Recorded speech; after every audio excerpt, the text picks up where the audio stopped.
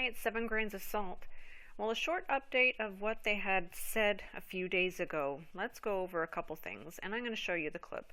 So they're going to talk about donors, love and solidarity, the vaccines, thanking Finland, and having very high standards.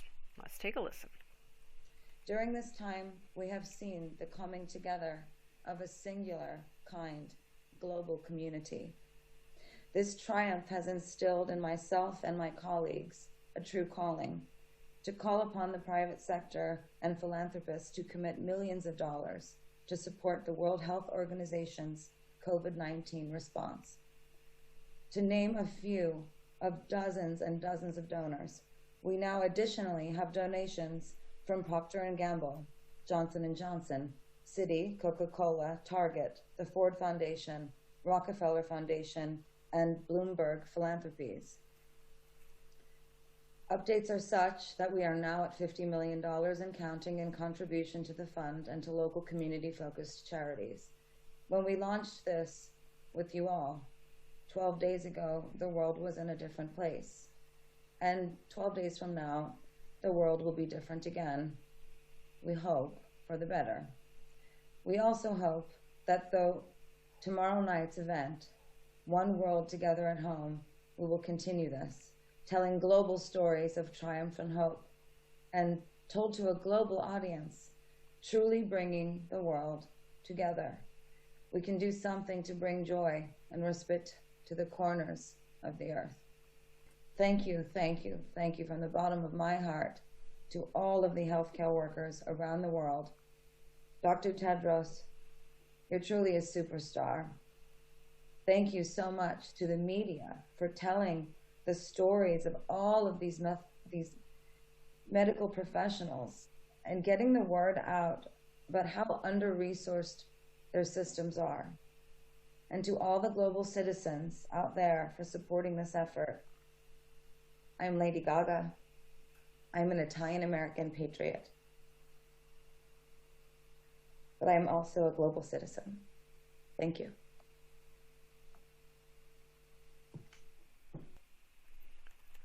Well, this is how I felt, so I don't know how you felt, but just listening to her, oh. Anyway, let's continue. Thank you so much, Lady Gaga, and thank you, Hugh.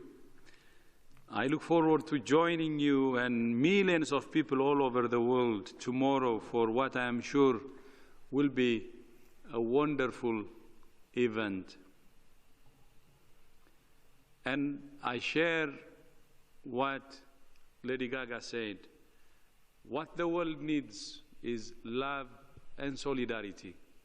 So please accept much gratitude and much love from myself, Lady Gaga, and Hugh Evans, and all our colleagues here. That's what the world needs. Again, what the world needs is love and solidarity to defeat this dangerous enemy. In addition to tests, we're also working hard to accelerate the development, production, and equitable distribution of a vaccine. Yesterday, I spoke to President Emmanuel Macron of France, Bill Gates, and other partners to discuss how to prevent another pandemic by getting vaccines from labs to people as fast as possible and as equitably as possible. The commitment from President Macron, from Bill Gates, and also from Prime Minister Boris Johnson is heartwarming.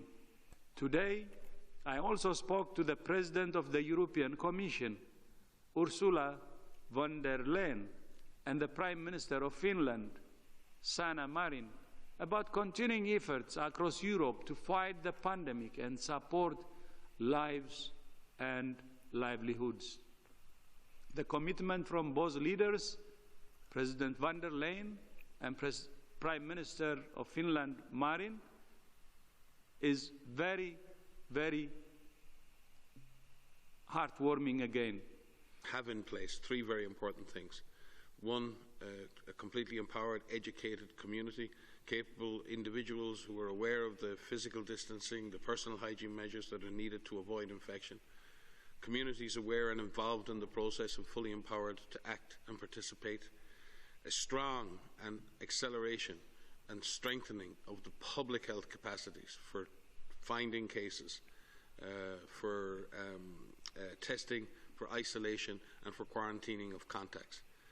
And this is exceptionally important. And our colleague Tom Frieden in the US has likened this to, we need to start boxing the virus in, not boxing people in. I've been working with a large number of platforms, and Google and Facebook, and I'm gonna list them, but I'm gonna forget to name them all, with Viber and WhatsApp, to make sure that information that is put out is accurate information. We have been fighting this infodemic since the beginning. There's a lot of information that is out there that is inaccurate, and we're working very hard to ensure that when someone searches for COVID-19, that the first thing that comes up is a reliable source. And that would either be a WHO website or national websites, and so that you can find accurate information. But we're trying to ensure that we address the myths, we address the inaccuracies. We have something up called Mythbusters, where we hear about rumors, potentially rumors that could be damaging and harmful to health. We address those head on to make corrections, and we try to get that information out as quickly as possible to ensure that when you do a search, that all of the platforms will give you the reliable information first. So perhaps that was the reason for them having this new installing into our phones today. Just saying, don't know. They keep saying global citizen. So now, did you know you're not an American, Canadian, Australian, or Finnish? No, you're a global citizen. Aren't we lucky? Did you want to be or choose to be a global citizen? No. This is the one world system, or should I say, the new world order. They even have a passport. I found it. Don't know. But it also stated in there that they are the values that they have, advocating for the past 70 years, include human rights, environmental protection, religious pluralism, gender equity, sustainable worldwide economic growth, poverty alleviation, prevention of conflicts between countries, elimination of weapons of mass destruction. All this just sounds exactly like Mr. Bush back in the day. Well, on the 16th, they also said this, that the WHO, Regional Office for Europe, guidance will be released at the beginning of next week. So we're going to keep an eye on that. Let's see what they release next. And ultimately, the behavior of each of us will determine the behavior of the virus. This will take perseverance and patience. There is no fast track back to normal.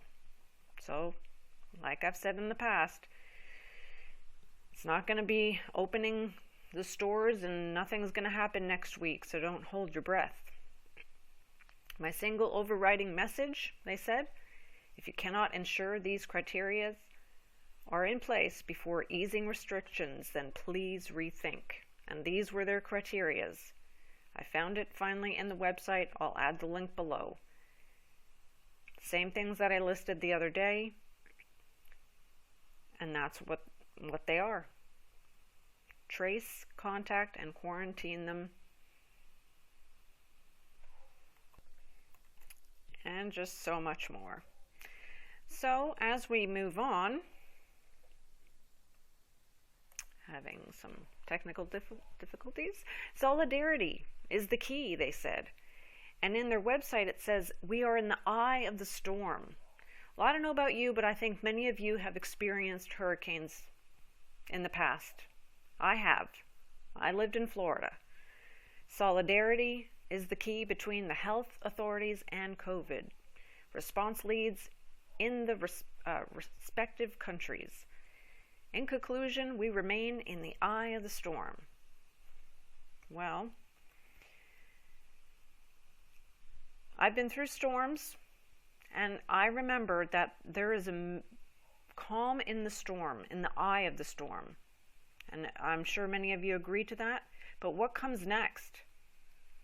Yep, worse. The winds gets worse, the storm, the rain, everything gets worse. So that's, I guess, my warning. I think there's a lot more coming. I don't know. But just also, they have it advertised there as well that this week is immunization week coming up. It's at the end of August. Yeah, great, lucky for us. And also tonight, they're going to have the One World Together at home. I really am not going to be watching at all because I don't want my kids to watch it either. So, but I could look at clips if you really would like me to. Otherwise, I think we'll skip that one. But let's listen real quick to two clips. One is Shaking My Head Production, and one's going to be Honest News Network. Let's listen. Trump talked about arresting people for treason and even civil war. He tweeted this quote by a pastor, quote, "If the Democrats are successful in removing the president from office, which they never will be, it will cause a civil war-like fracture in this nation from which our country will never heal." And even some Republicans are criticizing the president for his tweet, like this representative, Adam Kinzinger, who tweeted, "I have visited nations ravaged by civil war. Donald Trump, I have never imagined such a quote to be repeated by a president." Now, folks, I don't know if you saw this today, but Donald Trump is pretty much starting a civil war here. He tweeted out to his followers, "Liberate Virginia and save your great Second Amendment. It is under siege." 38.8 thousand comments, 37.7 thousand retweets, 147.6 thousand hearted. Liberate Michigan. Liberate Minnesota. Folks, when the President of the United States sends out a tweet like that, that is really an arms to war. I mean, this is serious. Everything man puts their trust in is failing. It's all being shaken. The Lord said everything that can be shaken is going to be shaken. So what's the purpose of this message? We ought to obey God rather than men. No matter how out of hand this gets, people, we must live peaceably with all men. Are you listening to me? It's time to stand.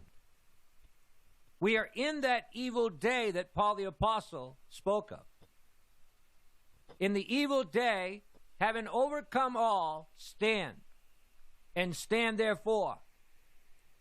So what do you do when you see on the news that there's rioting in the streets and people are being killed? And what do? You stay in your home. Are you listening to me? And more importantly, you stay in the secret place. That's the only place safe. And that's why I said the other day, get to the secret place. Because there's no other place safe. It's not just the United States of America. All the countries of the world are breaking down. This is happening all over the world right now. And it's so important that you and I find our place in the Lord, in the secret place. There's no other place safe. No other place safe. Of course, I'll add the links below. So many good YouTubers out there trying to share the truth. Stay in your secret place with the Most High, and that's at home and in prayer and with your family. Be safe, be vigilant, and God bless you all, and try to enjoy the weekend. Remember, put your trust in the Lord. God bless.